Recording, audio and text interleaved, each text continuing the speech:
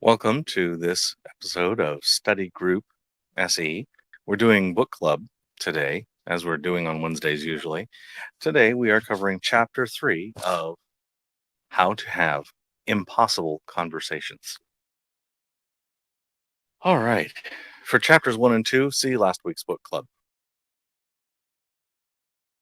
I'm going to be asking for some volunteers at a few times to read sections that will show up on the screen that are from the book. So the volunteers are probably ready. We had a little pre-show with that, and that's probably going to work. Last week we learned a lot about what to not do, what not to do. Do not deliver messages. Do not disturb rapport. Do not have bad intention. Listen more than talk. Lots of things to don't. Very little to do. This chapter we will learn a lot of do. We will learn to change people's minds, at least some of them, some of the time. We will also learn a few ways to avoid ruining a conversation. Since SE is a lot more don'ts than do's, I should be on the screen where you can see me, sorry. Since SE is a lot more don'ts than do's, we have to have a few in every batch.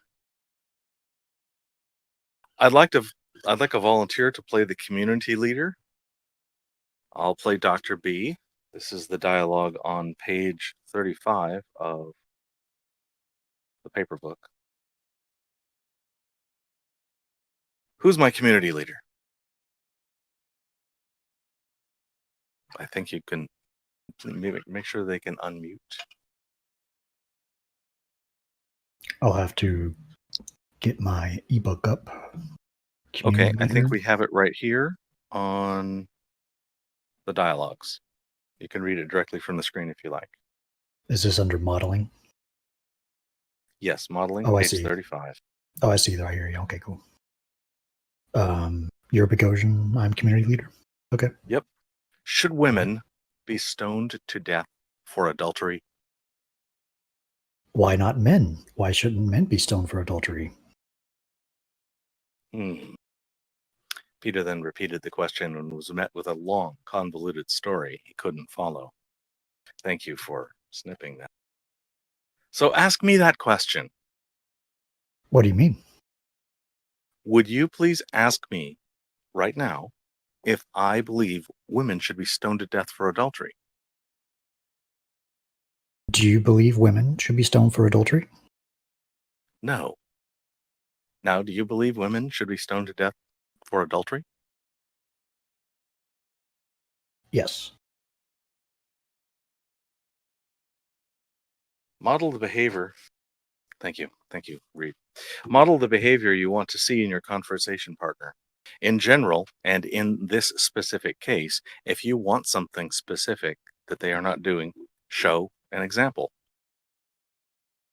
The unread library effect is where someone believes a thing because they believe someone they trust believes that thing. Often, they don't realize they don't know the reasons to believe that thing. Modeling your own honest ignorance is a good way for your interlocutor to see the limits of their own knowledge. This helps you catch your own unread library effect. It makes it okay to say, I don't know. It demonstrates the gap between their assumed knowledge and their actual knowledge. Ways to model. Say, I don't know when that is true. If they obfuscate, demonstrate a clear answer by asking them to ask you the question, as we just saw in that dialogue. Avoid detailed questions. I'm sorry, I said that backwards. Ask, that didn't make sense. Read the long online. Ask detailed questions about their claim. It's important that you hear them out and understand them. Ask the detailed questions. And vague is a place where somebody can hide a whole lot of not answering. Avoid jargon. This is not the time to show how much you know. It's time to be clear about how much you don't know. Avoid bad behavior like rudeness. Be kind and civil. You will more likely get back kind and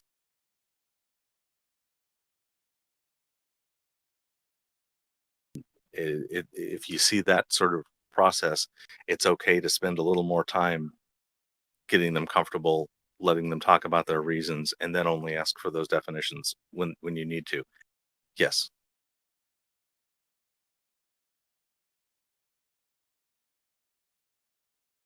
Okay. And I should be on this screen.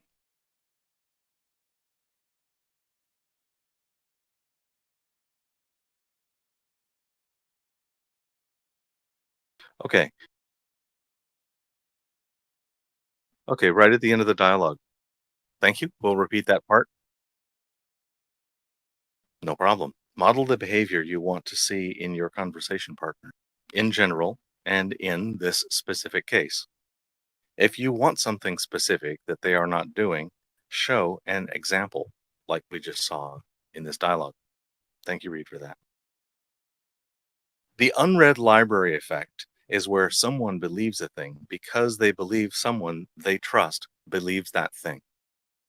Often, they don't realize they don't know the reasons to believe that thing. Modeling your own honest ignorance is a good way for your interlocutor to see the limits of their own knowledge. This helps catch your own unread library effect. It makes it okay to say, I don't know. It demonstrates the gap between their assumed knowledge and their actual knowledge. A list of ways to model. Say, I don't know when that is true. If they obfuscate, demonstrate a clear answer by asking them to ask you the question. Ask detailed questions about their claim. Avoid jargon. This is not the time to show how much you know. It's time to be most clear about how much you don't know. Avoid bad behavior like rudeness. Be kind and civil. You will more likely get back kind and civil. Definitions of words are the base of many arguments and misunderstandings. If you firmly hold to your meaning of a word and they firmly hold theirs, and you don't know it, you will talk past each other. Define your terms early. This is a good practice in general. Start defining the terms as soon as you get it. Some people can be pushed back by direct asks like that, and they want to give you their reasons first. Allow that. Uh, it's good to define your terms early because it checks it off the box, but it isn't actually necessary until you need to ask a question about that term. So your interlocutor gets to define that sequence a bit, at least in the interest of good rapport. Look for terms with moral implication. Your interlocutor could come to their conclusions because they associated this choice with the right thing to do. Many spurious connections about the morality of an action might come unraveled if examined carefully. Ask questions. Focus your conversation on a specific question rather than a general topic, like Socrates, famous for his ability to shake people out of their erroneous beliefs. Ask questions about definitions that probe the what, the how, and the why. For examples, on page 43, what is it to be a man from Apology and Meno? What is courage from Laches? I'm probably brute. I don't know how to pronounce these words. Who obeys the law? Crito and the Republic. What's worth dying for? From Apology and Crito. Ask calibrated questions, open ended questions that don't lend themselves to yes or no answers, and start with how or what. Examples given are, what can you tell me about any sensations you are experiencing, such as pain? Select a topic, narrow it down, and state it clearly in question format. Then listen to your partner's response. Modify as they clarify and restate the question. If the conversation strays, redirect it to the original topic, saying something like, we were discussing X. Let's get back to that if it's okay. Or, we started X, but somewhere along the way we became sidetracked. Can we get back to X? Be authentic. Ask questions that show you're sincerely interested. Don't disguise messages as questions, and avoid leading messages that carry an agenda. I would like us to, at the end of this, practice asking questions that don't have agenda, along with examples of questions that do have agenda. That'll be at the end. Saying something like, "How do you think the Republican came to be indifferent to the plight of poor people?" is leading because it starts from an assumption and betrays an agenda. Do ask open-ended how and why questions that give the conversation an opportunity to develop. Avoid closed yes or no questions unless you want to clarify, stop obfuscation, or seek confirmation that you understood your partner's thoughts. So that would be an example of like we should practice having open examples of open and examples of closed questions. Closed questions are those that are requiring a simple answer, a yes, no, a binary kind of a choice. Acknowledge extremists. Nobody cares how much you know until they know how much you care. James tells us he took a decade to get that, at least to some, get that, at least to some people, this means care about the right thing.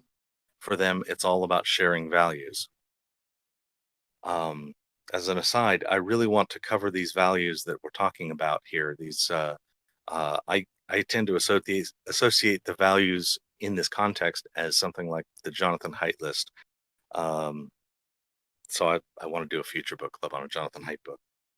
The list as I see it is 1, care for others, do no harm. Second would be fairness, justice, and equality. The third, in-group loyalty. 4, respect for authority. And 5, purity. It seems like all of us care about these things to some degree, and some of us have them in a different order. And because we make those different orders, that sort of defines our political approach to things. Not just political. I try to acknowledge the values I see behind people's choices in terms that show that I also hold that value, and maybe in different proportions, so I might come to a different conclusion, because I weigh the cost benefit differently. I weigh the cost benefit differently.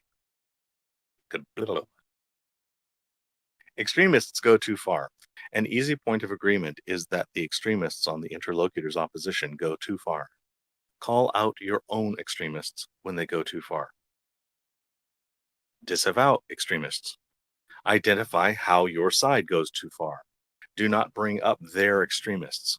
You don't want to get them defending their guy about how he's not so bad and he's no worse than the guys on the other side. That's just road down to Fallacyville.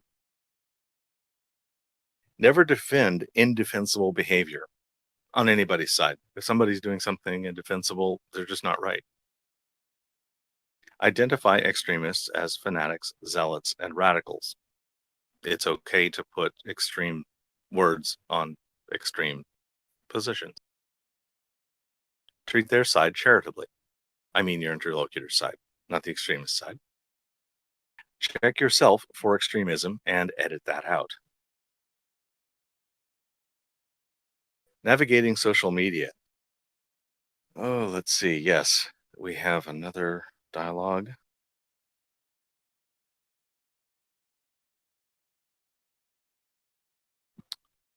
All right, navigating social media.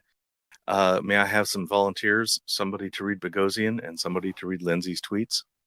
Especially somebody who can speak without much. Yeah, it's good. Go ahead, Gina. I've never understood how someone could be proud of being gay. How can one be proud of something one did not work for? Why is it that nearly every male who's a third wave intersectional feminist is physically feeble and has terrible body habitus? Wow. Okay, and may I have a different voice for James Lindsay? Sure. What's the likelihood that social justice warrior activism is largely motivated by personality disorders within its thought leaders? Oh my. Yes. So, and we are going to shoot all our messengers. This is hopefully a good counter example. Don't do it like this. Oof. Does anybody have any commentary as to what's wrong? What could have been avoided? Does anybody want to speak to this? I don't want to throttle people on it. I guess this goes back to goals. If your goal, if your assumption that certain social media platforms are virtually impossible to have conversations with, then whatever you do, even inflammatory tweets and stuff, may be fine if you're not expecting to have the goal of having conversation. But yeah, Yeah. Mm. Ooh. Provocative and civil are antonyms in social media. So avoid combative conversations on social media. And my personal note is completely ignore Dr. Lindsay tweeting behind the curtain because he's not doing SE. So we're not holding him to that standard. SE loses a lot in text. The continued lack of a sarcasm font is my evidence, and I am doxastically closed on the subject. In person is best, and on a personal note, video is pretty good, as it turns out. I've had both in person and on video and in text and just audio, and boy, I tell you, in person and on video, those are my clear favorites.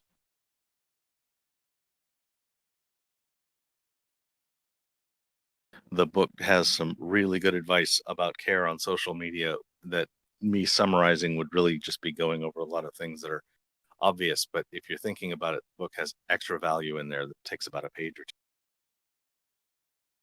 Don't blame, but do discuss contributions. Blame is rarely singular. Blame is bad for rapport. Contributions can be good for rapport. Contributions are shared with all parties that have an influence.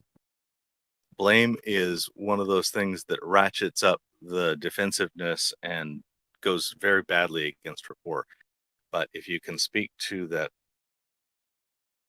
a bunch of different groups have some contribution to some situation, you might be able to talk about who has the most contribution, who's affecting it the most, without even necessarily.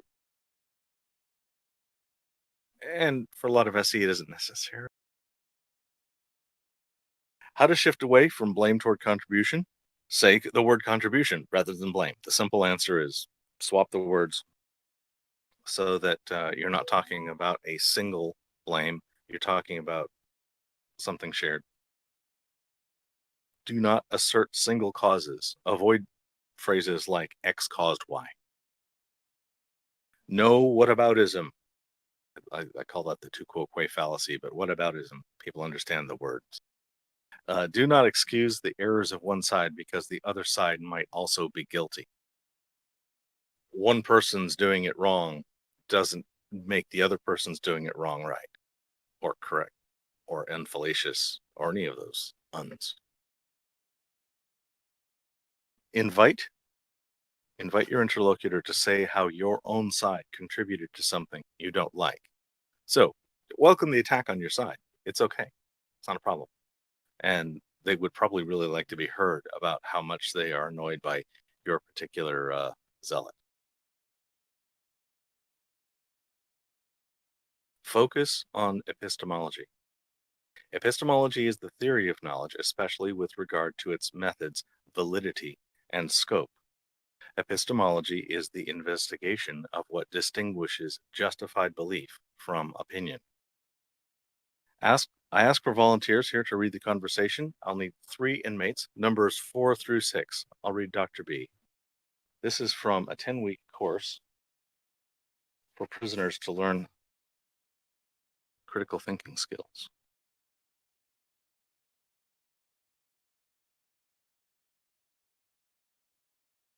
it's a little blurry on my side. Is that on the notes somewhere?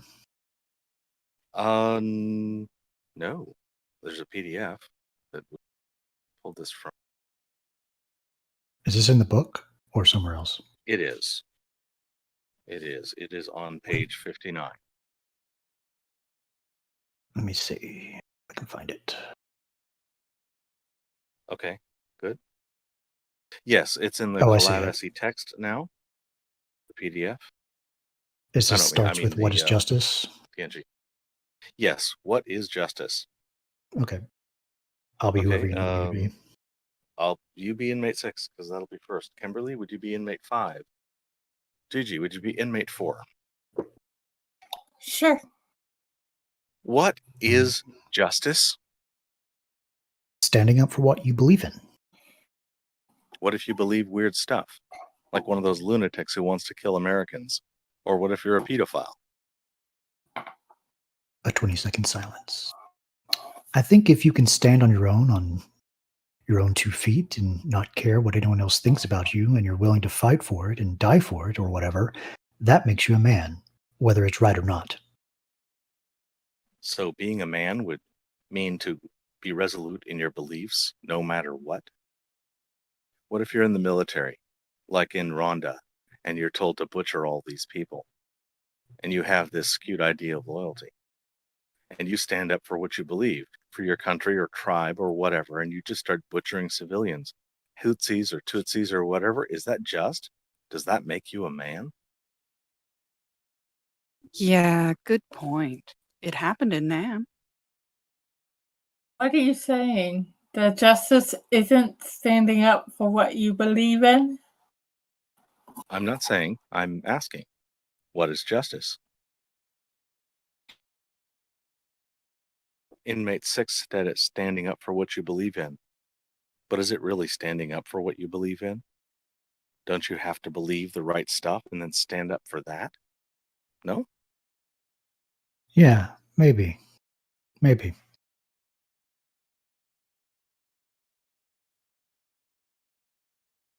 Hmm. In this dialogue, which took place near the end of Peter's study, inmates were helping each other question their epistemology. That is, they were asking each other how they knew what they thought they knew. That's real good news.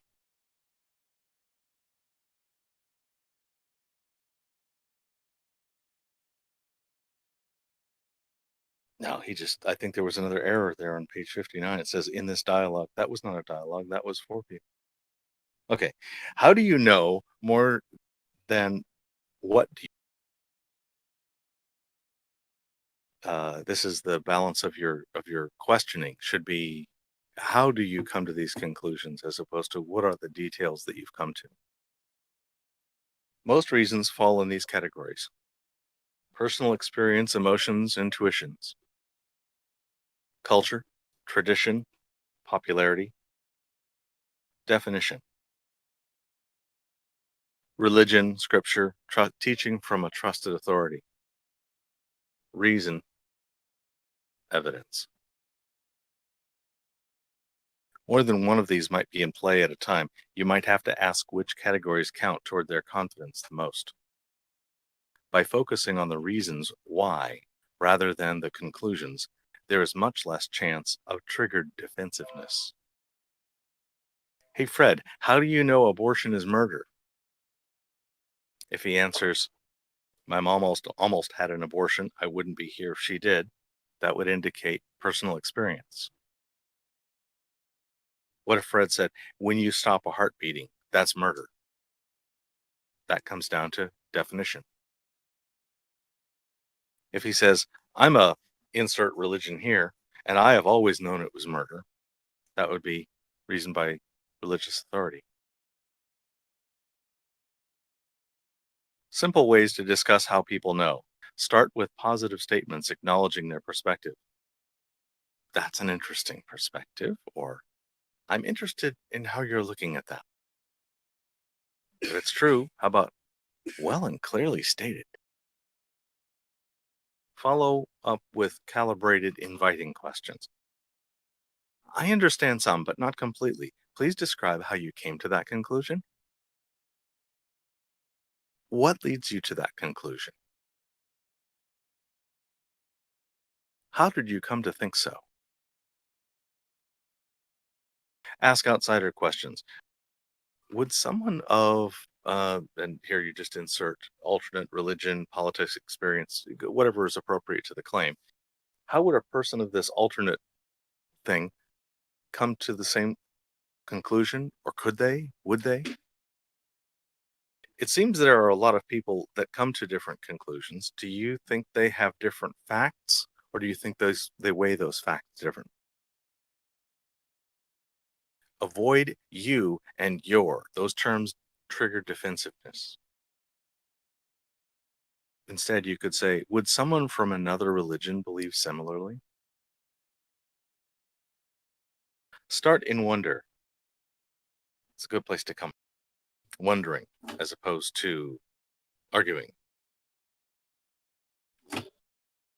Ask yourself, how did my interlocutor come to this conclusion?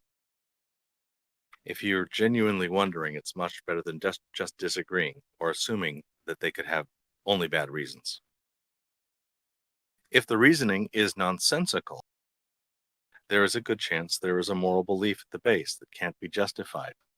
So it is just treated as an axiom. I'd really love to SE the doctors. It seems reasonable, but I want to know why they think so.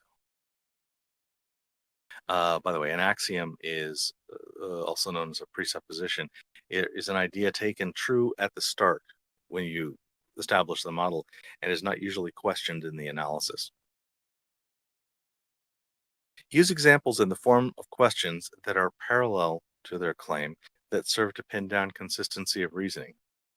If you can give an example that is analogous, where the obvious intuition might be different, that might help break loose what it is that's making that distinction. How is that reasoning different from, I'm not going to teach you how to make sure your parachute is secure because there are some people who don't know how to secure a parachute? Look for alternate conclusions that could come from the same reasons. Example is given, enemy puts military assets right next to civilians where attacks on those assets would kill civilians. So the conclusion is, don't attack the assets. But from the same idea, an early attack might save more lives in the long run by discouraging the enemy from putting their assets next to civilians. The same reasoning could come to the opposite conclusion, depending on how you weigh your option. Learn. Peter found out that he was an ideologue when he dismissed an apologist's claim that we could deduce that God created the universe. Because Peter dismissed the claim and would not take it seriously, he lost the opportunity to hear out the apologist and perhaps learn something, even if only the details of the claim and an understanding of why the interlocutor thinks so.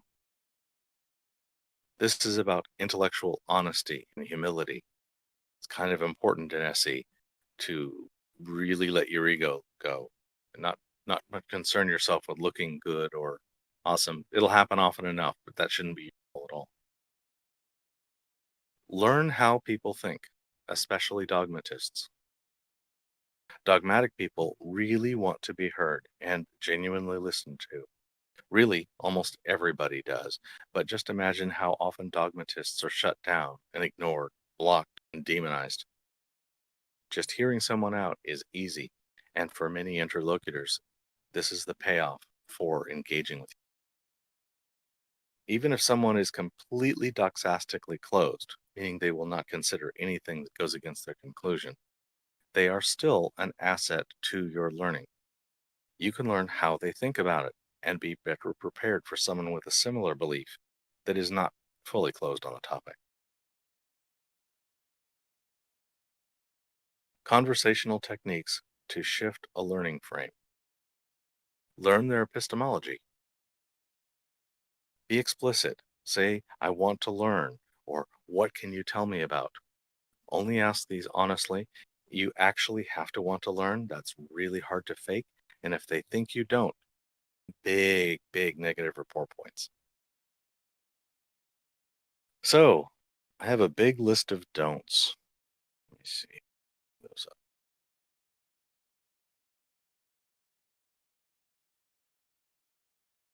Production, I don't seem to be able to bring up T4P1. In this case, I'd like to open it to the whole room. Would you unmute the room? Let's see. I think T4P1 is the beginning of the big list of don'ts on page 69. Let's see. Behaviors to avoid. Yes, that works. There you go. Thank you. And I don't see it on my OBS, so that's confusing. And I'll get over that.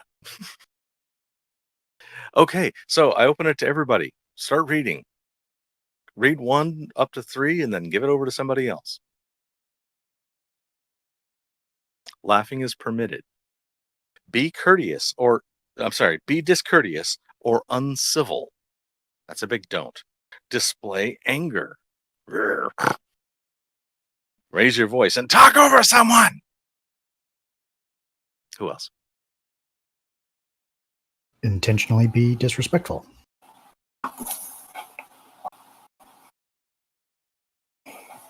Ridicule and blame someone. Laugh at someone. Attack a position before understanding it. Display an unwillingness to hear your conversation partner's arguments. Adopt the least charitable interpretation of someone's words. Accuse someone of being stupid if they ask a question or say they don't understand.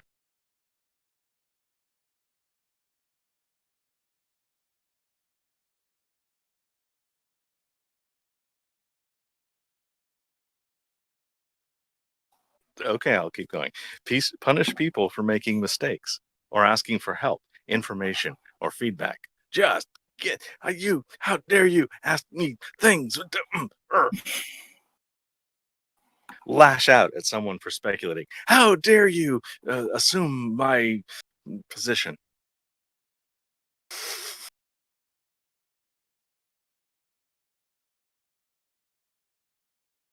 Attack a person who holds a belief rather than the belief.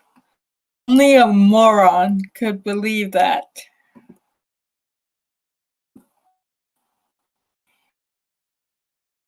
You do it. View people as being ignorant, incompetent, negative, or disruptive.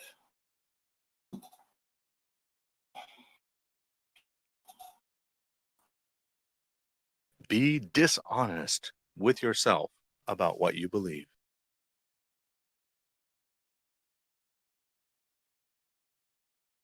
Pretend to know something you don't know.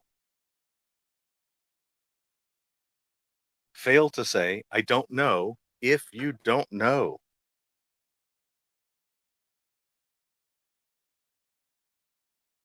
I'll do a few. Focus on the belief instead of how the belief is known. That is, focus on conclusions and not epistemologies. For example, the death penalty isn't murder. Those people deserved it, as opposed to what are the reasons one would think the death penalty is justified. Suggest that a person can't really know something because of the color of their skin or other immutable attribute. Don't change your mind when presented with new and compelling evidence. What else? Obfuscate, especially when someone asks you a direct question. Deliver messages. Fail to acknowledge vulnerability. Insist that the extremists on your side are acting rationally. Correct someone's grammar. Call someone out for a moral transgression in a way that interrupts, distracts from, or takes away from the flow or content of their message. And you should be ashamed. Interrupt. Finish other sentences for them. Bully someone into having a conversation. Let yourself be bullied into having a conversation. Look at your phone while having a conversation. I'm cheating on that right now. but I claim special context. Name drop. Be negative and complain. Brag. Just because I can. Refuse to disengage until there's a burnt bridge. The biggest takeaway from the skills in this chapter should be learning how to figure out how people know what they claim to know. The other skills support this goal and set a foundation for more advanced skills in later chapters. If you get stuck, be explicit and reinforce that you are trying to understand how they came to their conclusion. Above all, practice and mastery will build up over time. Okay, that's as much as I have written. That took 36 minutes. The rest of the hour is all of yours. What sort of things should we practice, especially from those people who have read the book? If you haven't, you can just pull from what we've presented today. That's fine. How do we put these steps into practice? What do we say in chapter 3? How can you give me examples? I want examples of doing it right and examples of doing it wrong. Anybody feel like stepping? I'd say modeling is probably the number one. Just having the attitude of being civil and reasonable. Whenever you're in the conversation, just model the way you would want your conversation partner to be like. Yeah. I find this room to be so impeccably polite. Seems like we all do that all the time. It's such fun. Oh, yeah. You know, when I'm trying to think about what are the actual modeling things, it's just the series of skills, focusing on epistemology, how to do that.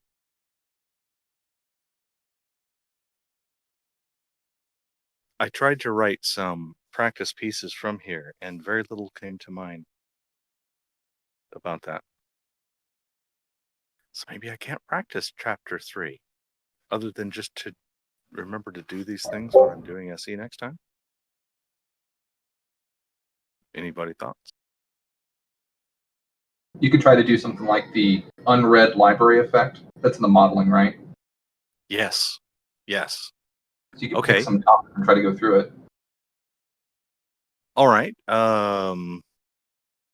Should I make a claim? Let's see. Chef Boyardee spaghetti and meatballs are good for you.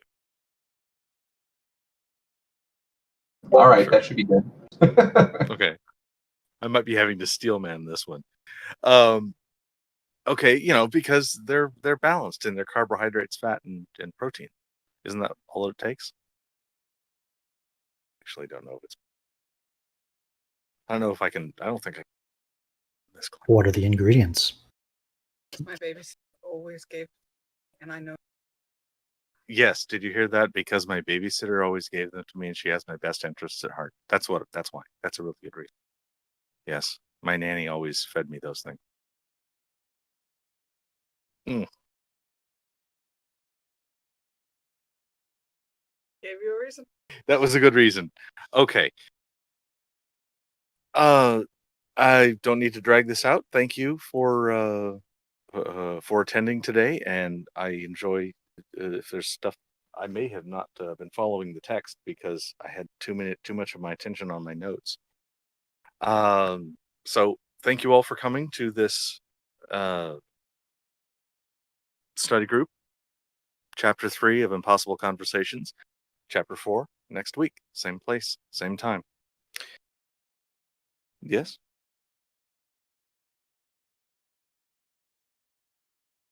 Oh, okay. Yes, Adam. The back to the. Thank you.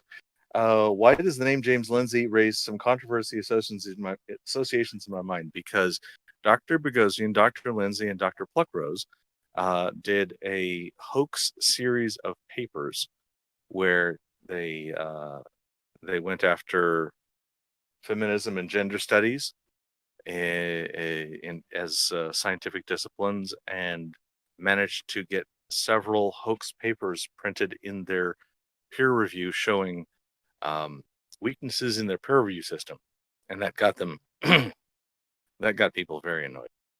So That's why. Anything else?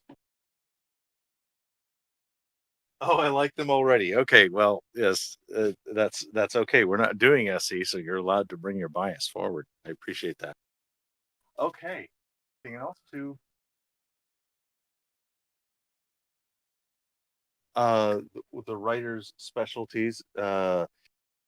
Boghossian is a college professor in Portland State University on the subject of philosophy and ethics. James Lindsay's doctorate is, I think, in mathematics or physics, and Pluckrose, I don't. She might not even be a doctor. I might have misdoctored her. Pluckrose, the third member of that, is a media person from the UK, wrote magazines, journalism, and I'm not sure. Okay, anything else?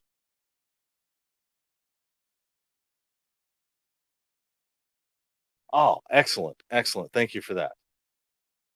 All right, I think we're done. Any other further questions? And if not, here are 5 of my favorite channels that are about street epistemology. You can find a much longer list of these promoted channels on my YouTube channel. If you're really into street epistemology and want to learn a great deal about it, this is my favorite collection of resources, streetepistemology.com, provided by Street Epistemology International. Thank you for joining us for this Wednesday's book club. This was chapter 3 of Impossible Conversations, summarized by Gigi and Dali. Thank you, Gigi, for the many hard hours that really made it easier for me and faster to get through this process. And we'll be continuing to do chapter 4 next week on. If you would like to be a guest on my show for study group, really a guest thing, I guess that's not a guest thing, but almost all the other ones are guest things. And as long as you are willing to be articulate, polite, show your face, and talk to me about any subject that is a demonstration or communication about street epistemology, I look forward to hearing from you.